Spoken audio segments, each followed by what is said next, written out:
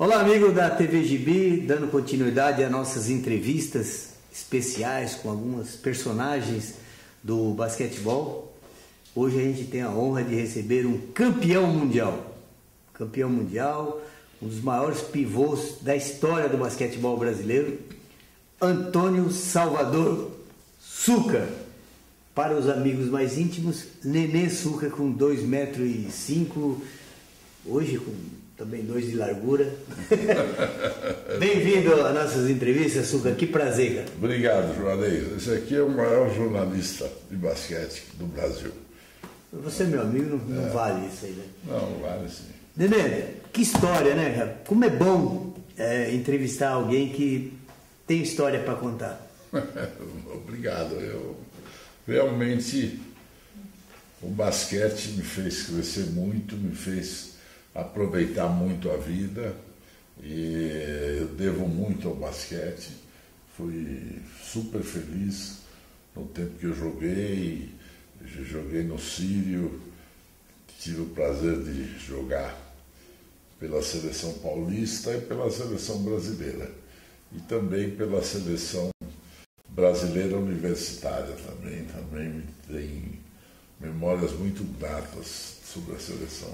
O interessante do Succa, que ele é argentino de nascimento, veio para o Brasil com 7 anos, né? 7 anos. Os pais eram sírios, vieram para o Brasil, para casa de parentes, né? Que é uma época difícil, né? Vieram aqui, é uma época difícil para todo mundo. E a vida dele, não existe absolutamente nada do basquete argentino. Você foi criado dentro do basquete brasileiro. Começando por onde, Nenê? Eu comecei a dar os primeiros passos no basquete porque eu era muito comprido. E o apelido de Nenê, né? E então comecei no Colégio Batista Brasileiro, onde eu estudava, estava fazendo ginásio no Colégio Batista Brasileiro. E nós tínhamos uma quadra lá no colégio, que é nas Perdizes, o Colégio Batista Brasileiro, na Homem de Melo. Então a quadra era de terra. Então o pastor Enéas era o diretor do colégio, era uma pessoa boníssima, muito bacana. Então nós, os estudantes, carregávamos latas de cimento e cimentamos a quadra. Nós cimentamos a quadra do colégio para jogar numa quadra cimentada. Uhum. E naquela ocasião, na minha classe, eu era reserva. Apesar do meu tamanho, eu era meio grosso. Então, eu morava nas Perdizes, na Rua Turiaçu, perto do Palmeiras. Então, às vezes eu ia até o Parque Antártica, na Rua Turiaçu ali. Uhum. E agora virou Rua Palmeiras, né? Virou Rua Palmeiras. Então, eu via o Oscar Guaranha dando treino para os meninos do Palmeiras. Eu olhava por cima do muro, entendeu? Então eu ficava, mano, puxa vida, eles têm técnico e tudo, né? E aí o Miguel Inácio Pereira, o vulgo Monta, e o Arthur Andriotti me pegaram como filhote e começaram a cuidar de mim, entendeu? O Monta me levava até Itanhaém, na praia, que ele tinha uma casa lá em Itanhaém, e fazia umas brincadeiras de basquete na praia. Ele levava 2 tabelas, 2 aros, não tinha tabela, para a gente brincar na praia. E aí o Arthur me inscreveu num torneio da Gazeta Esportiva, que eu tive o prazer de trabalhar 22 anos lá. Então, a Gazeta Esportiva fazia aqueles torneios da Gazeta Esportiva, e o Arthur ia me esperar eu lembro como se fosse hoje, ali lá no Juventus, na quadra do Juventus, ele ia me esperar na rua, porque eu era um garotão, devia ter 15 anos por aí. E então ele me esperava ali fora e me levava para a quadra, lá para dentro. E acho que nós fomos campeões desse torneio da Gazeta Esportiva. E aí o Círio não tinha juvenil e a Federação Paulista, que era se eu não me engano, o Rume de Ranieri, Sim. pediu para o Rafael Chacur, que era diretor do Círio, que fizesse uma equipe juvenil. Quem dominava o juvenil se chamava Carlos Domingos Massone. Ele era terrível, ele era da Atlética. A Atlética tinha um time fabuloso. Isso, Carlos Domingos Massone é o Mosquito, que se tornou um dos maiores armadores da nossa história. Né? Ele, num jogo só, se eu não me engano, ele fez 58 pontos num jogo. Juvenil. Não, juvenil. Então jogava o Gavilha, jogava com ele, jogava o Tutu, Monteiro. Eles tinham um time campeão mesmo. E aí o Círio fez um juvenil, tendo como base o Ayrton Maia, que tinha praticamente o meu tamanho, mas era mais forte que eu, e depois pegamos mais uns 5 ou 6 jogadores e o Círio fez um juvenil. E aí começou o juvenil do Círio. Não podemos esquecer do técnico, que era... O técnico era o Rossi. O João Paulo Rossi. João Paulo Rossi. João Doutor Paulo Rossi. Depois se tornou um grande médico, né? Ele foi o meu primeiro técnico. E depois veio o Giacomo Nigro, que me ensinou a arremessar lance livre tipo lavadeira. E então, depois daí, eu passei para o Aspirantes, de 57, no Círio. Nós fomos campeões, o Círio foi campeão do Aspirantes.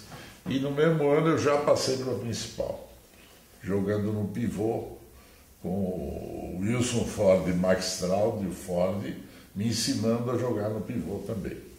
Então, aí que eu comecei a jogar basquete mesmo. O Arthur e o Monta foram conversar com meu pai lá na casa das Perdizes, onde eu morava, na Rua Turiaçu, pedindo para ele me deixar jogar no Círio. Eu ia de ônibus até o Anhangabaú, pegava um outro ônibus e ia para o Círio, entendeu? E aí meu pai deixou, porque não era fácil, ele tinha 12 filhos, então...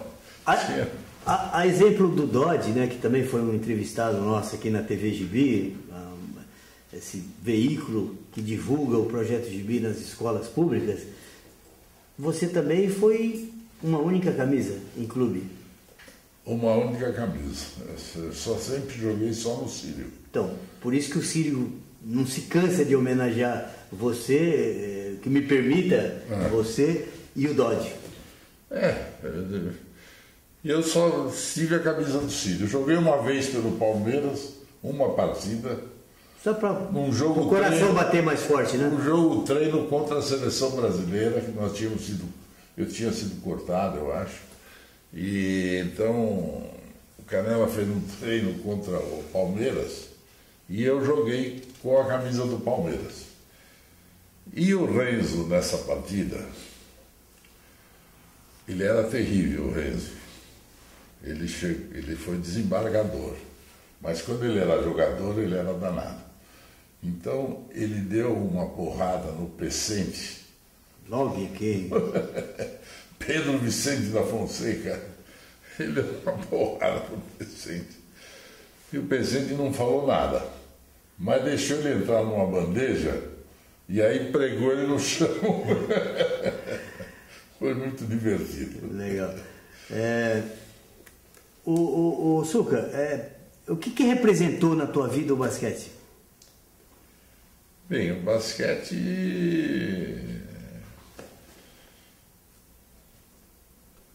Se eu falar que é tudo, também é exagero, mas é praticamente tudo. Basquete me levou para a Europa, fui a 3 Olimpíadas, fui a 2 campeonatos mundiais, do qual nós ganhamos um no Rio de Janeiro, e Mundial Universitário em Turim. Depois nós ganhamos o Mundial Universitário em Porto Alegre também, em 63, o mesmo ano que nós fomos campeões. No Rio de Janeiro nós fomos campeões em Porto Alegre também. Uma torcida maravilhosa, incrível o apoio que eles deram para a gente. E tem uma história interessante do Zucker, que ele, argentino de nascimento, não tinha o passaporte brasileiro. Por isso você não disputou a Olimpíada de 60? Foi... Não Olimpíada, o Mundial de 59 no Chile. Perdão, Mundial de 59. E aí em seguida você já... Em 60 saiu a minha naturalização. Aí eu fui para o Sul-Americano, em Córdoba, na Argentina. Ah, que você matou os lance livres lá de Lavadeira e o Brasil ganhou da Argentina? O Brasil ganhou da Argentina. E tinha um argentino olhando para mim assim, entre os 2 tubos que seguravam a tabela, me chamando de vendido. Traidor, vendido! Vendido, porque saiu nos jornais lá e tudo que eu era argentino de nascimento. Não é argentino, ele é argentino. Da República de Tucumã. República. Província de Tucumã. Exato. E então foi engraçado isso, mas no fim ficou tudo bem, não teve problema. Eles queriam tirar minha camisa, marcar minha camisa. Aí o Fernando Brobró entrou dando porrada nos caras. Fernando Brobró, o garoto, infelizmente não está no meio de nós, né? Falecido, mas que fez história no basquetebol brasileiro, campeão mundial também, e que é de Niterói, né? Na terra do Iso. É de Niterói. Maravilha! A gente está entrevistando aqui nosso querido Antônio Salvador Zucker. A gente vai um rápido intervalo e daqui a pouco voltamos com mais perguntas a esse sensacional jogador de basquete que fez história pelo mundo inteiro. Voltamos já.